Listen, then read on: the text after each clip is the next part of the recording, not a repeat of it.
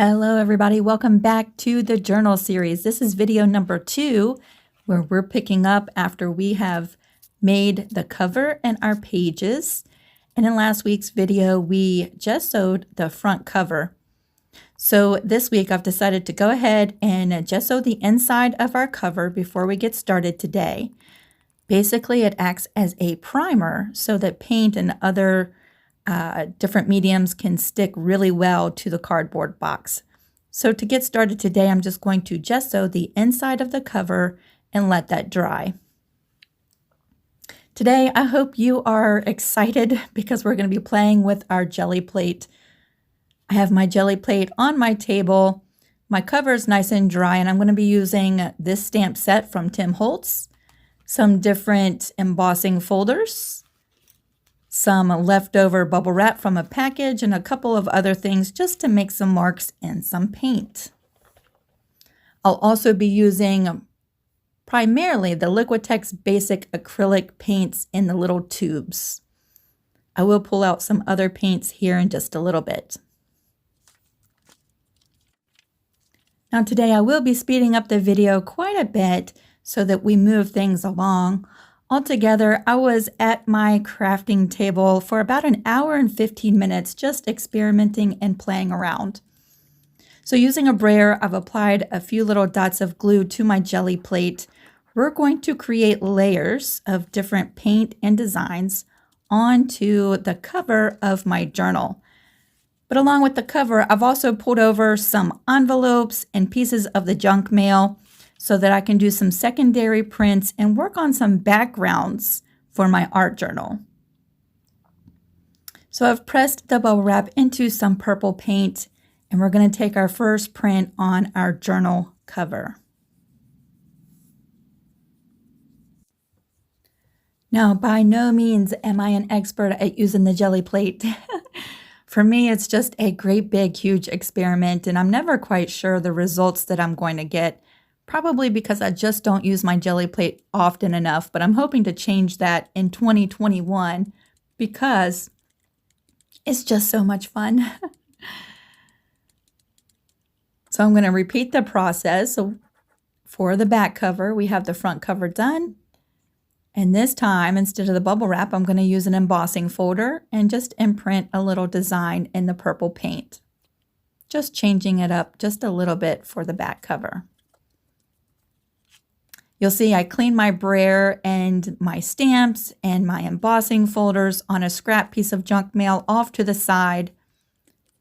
That builds up with all different colors of paint, so you can actually use that as a background page in your art journal. I think that's fun.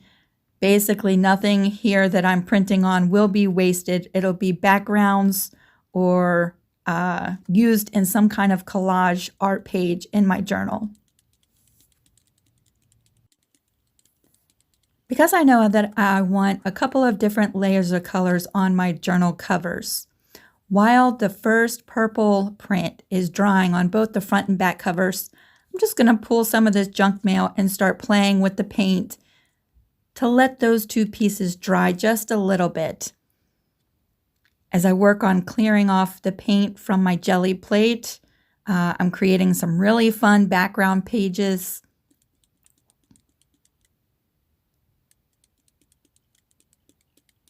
Blending different colors together. Like I said, it's just like a huge experiment.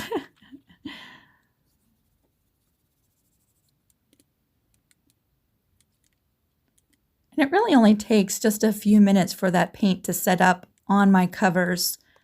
So I really only have just a few minutes to pull a couple of prints, clearing off this Gelli Plate.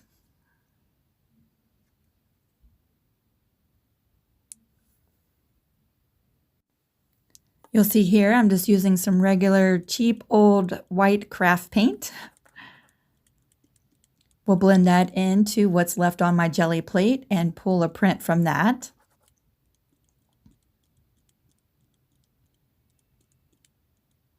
I think this time we'll bring in an envelope and print the back side of that envelope. Add some color to that. Once that's done, you'll never know that it was a piece of junk mail.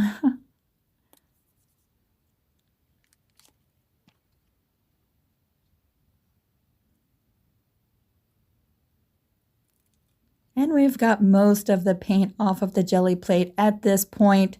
So I'm just going to spray it with some water, move that paint around, and then bring in another piece of junk mail and just pull off the remaining paint and water, cleaning off my Gelli plate.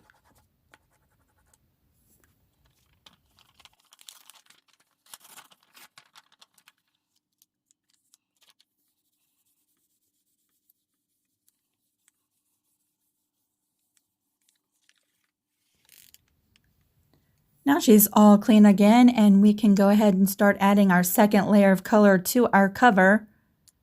I thought I'd bring in this gray paint, but it actually ends up just blending in with the blue. Couple of little drops of gray. I wanted this brown color, but the paint was just yucky, like the lid wasn't on it all the way. So we're going to try to take off most of that here in just a second. And then I'm bringing in a royal blue color. We're going to go ahead and spread this around on the Gelli plate. Predominantly, the Gelli plate works the best when you use thinner layers of paint. I was really heavy-handed with my paint today. So I'm going to come back in with some bubble wrap and remove a lot of the paint right around the center of my Gelli plate, making the paint a lot lighter in the center. It's also going to leave a little bit of a distressed edge around the edges. When we pull the print, you'll see how this turns out. Then I'll bring in one of my Tim Holtz stamps. I'm just going to stamp different parts of the stamp throughout the Gelli plate, lifting and removing the paint and transferring it too when I put it down in other places.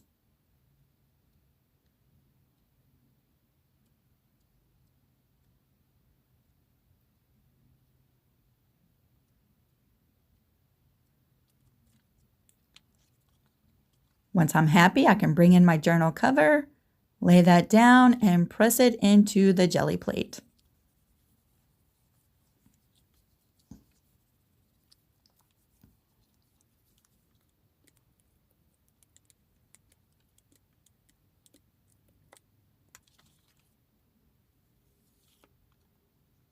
And there we go. There's the royal blue. The gray has totally disappeared at that point.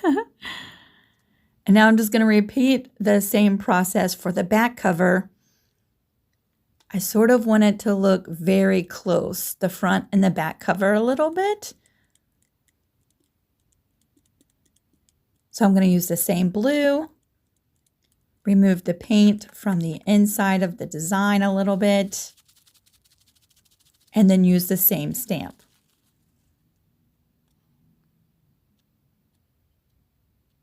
I don't know if you saw my hands. I am a super messy crafter. Yeah, I just don't know what to say about that. I just am super messy. I have so much fun creating. I make a huge mess while I'm doing things like this, and it usually takes me about 20 times longer to clean up after I'm done than it did to create my art for that day. So here's my other cover piece. Once we're done with the Gelli plate, I'm going to slow down and show you all of our prints from today. So while those covers are setting up and the blue is drying a little bit, I'm going to go ahead and pull some prints and not waste any of this paint.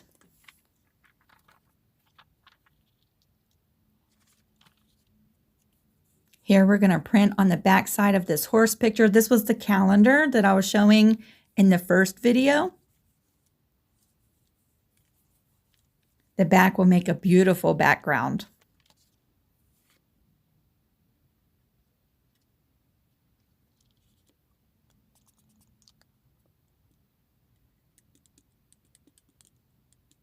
I'm going to use what's left on my jelly plate and just add some water and spread that around and bring in a piece of junk mail and clean off this jelly plate.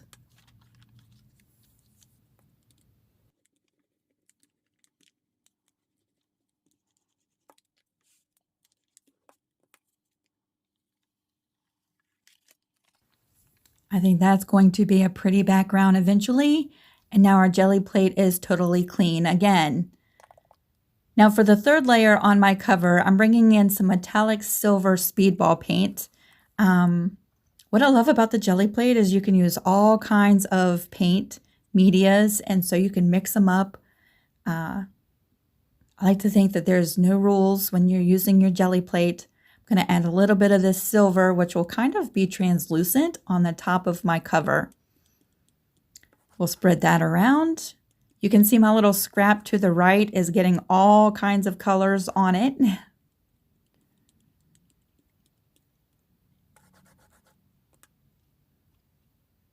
Now I'm going to bring in this Cuttlebug embossing folder and just do some designs in that silver. And then I'll bring in a crochet needle because it has a little bit of a blunter end, and I'm just going to do some swirls here and there.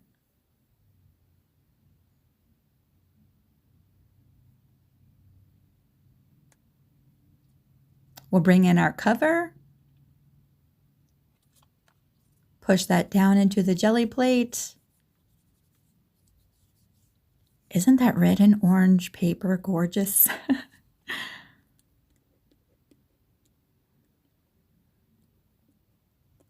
Now we're going to lift up our cover and we'll see what the silver did. Isn't that pretty? So we're going to repeat the process for the back cover, adding some silver. But before we do, there's a little bit of silver left. It was hard to see, but I'm going to bring in the yellow and red paper. See that image that was left? Now we have a ghost image of the silver that was left behind. A clean jelly plate, we're going to repeat the process.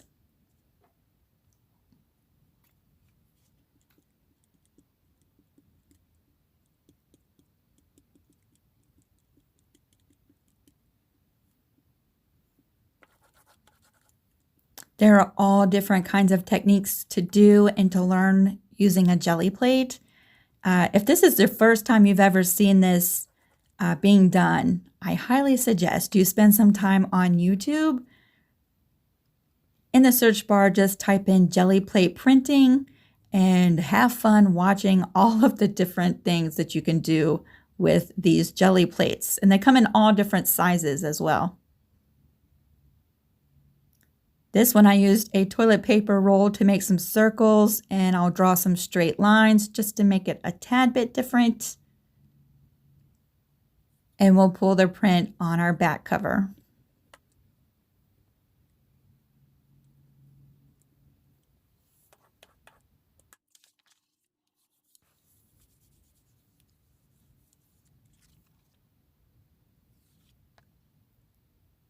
I love the translucent silver on these two cover pieces. Now we're going to pull the ghost image from what's left on the jelly plate. That's going to completely clean my jelly plate so that I can pack that away. We're going to wait for everything to dry. And then I'm going to show you the prints from today.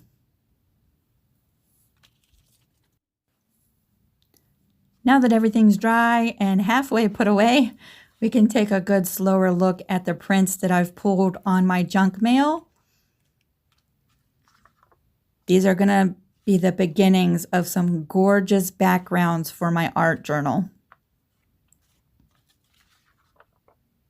Just laying in some color to get those started. And then we have our two journal cover pieces. We can see the purple, we can see the blue, we see the silver on top, especially when you shine it in the light. If you look really close, you can see the bubble wrap marks, you can see the stamp marks, and then you can see the different designs I did in the silver. So there's all these different elements of design going on. Today I thought it would be fun to decorate my cover with some tissue napkins. So I'm going to cut out some purple colors because my favorite color is purple. We'll cut out one of these yellow flowers just to add some other colors to it. And we'll cut out a section with a butterfly.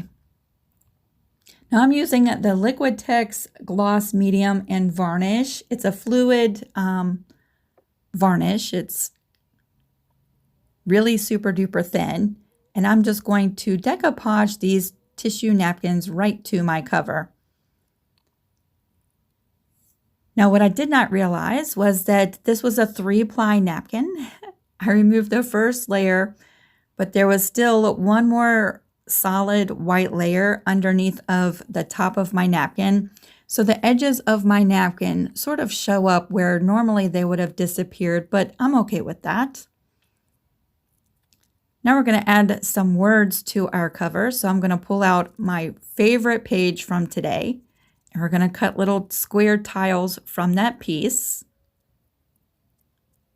And I'm going to write some letters, 2 words that are going to go on the front of my cover. Now to do this, I'm using a fabric marker because it shows up and handles this paint really well. You could use all different kinds of paint pens and markers. And I'll be using some Aleene's tacky glue just to decoupage these right to the cover.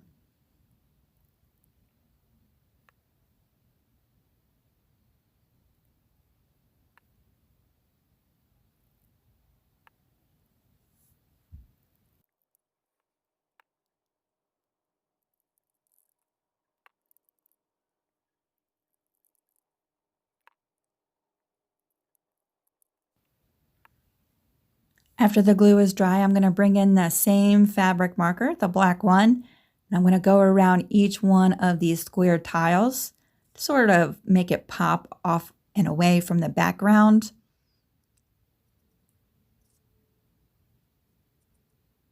One of the things I love about this just random, haphazard kind of art is that anything really goes. I have super shaky hands. I have essential tremors. And I have good days and I have bad days. And some days are just sort of in between. This is probably one of my in-between days. I've had worse days, but I've certainly had better days. And so my hands are super shaky. But if you just use that as part of the technique and make your art sort of just whimsical and not so perfect, it really comes in your advantage. That means some of my lines aren't super straight.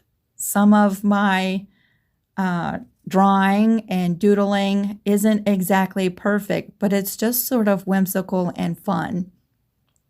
So I'm going to use these essential tremors to my benefit. I'm going to make the best out of the situation. Just going around the flower and doing a little bit of a black outline to make it pop. I have some black screen printing ink because I'm out of black acrylic paint.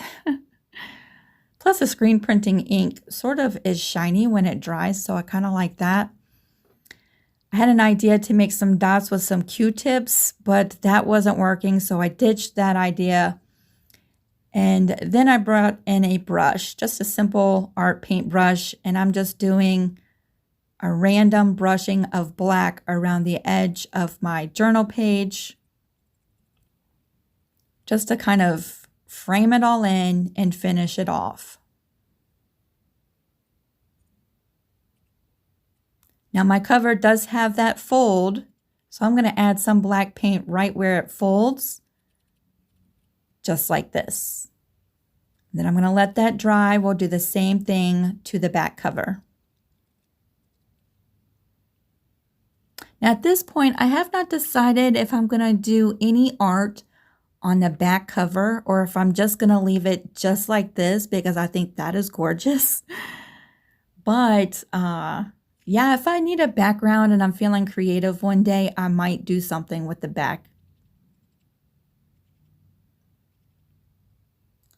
Now I'm going to try to be patient and let this dry, but that is so hard for me. I'm going to let it dry most of the way. I'll put all of these backgrounds off to the side to work on another day. My covers are mostly dry. I'm going to go ahead and attach them to my art journal. So I showed you in the first video how to make the accordion hinge and the little cardboard slide pieces that hold your pages in. So we've attached the front cover, and now we're going to attach the back cover. At this point, I've decided I'm not going to glue my hinge in. I might want to do something on the inside of that cover, so I'm not going to glue anything down yet. I want to thank you so much for hanging out with me today in the second video of our journal series. I hope that it was inspirational and maybe motivational so that you try something new. We'll see you next time in video number 3.